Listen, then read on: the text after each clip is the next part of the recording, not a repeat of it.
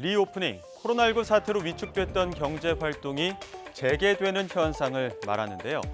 올해 초 중국이 봉쇄를 풀고 경제 재개, 이른바 리오프닝을 하면서 우리 경제에도 긍정적인 영향이 있지 않을까 기대감이 컸습니다.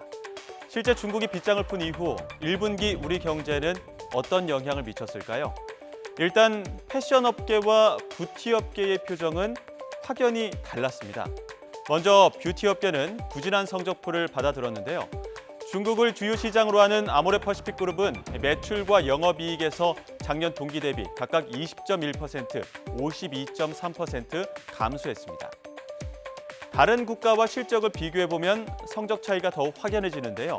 아모레퍼시픽 그룹은 북미 매출에서 80% 성장을 보였지만 중국 등 아시아 실적은 매출과 영업이익 각각 16.8%, 36.9% 줄면서 중국 리오프닝에 따른 수혜는 없었던 것으로 보입니다. 경쟁업체인 LG생활건강도 마찬가지였습니다. 전년 대비 매출은 소폭 증가하고 영업이익이 상당히 줄었는데요. 특히 화장품 사업에서 전년 동기 대비 11.3% 감소하면서 역시나 수혜를 보지는 못했습니다.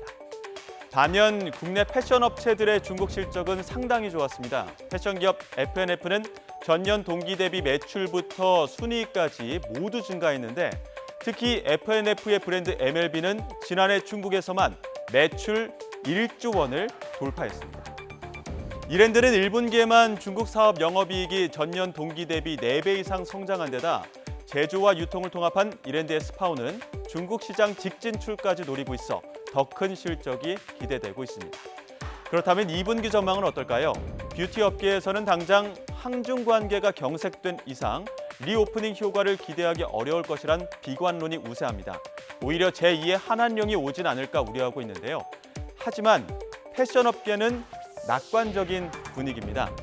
패션 기업은 한국 기업이라는 이미지보다는 글로벌 기업으로 바라보는 측면이 있기 때문에 정치 외교적 이슈에서 조금 더 자유로울 수 있다는 거죠. 중국의 리오프닝 이후 분야별로 다소 엇갈린 성적표를 받아든 국내 업체들.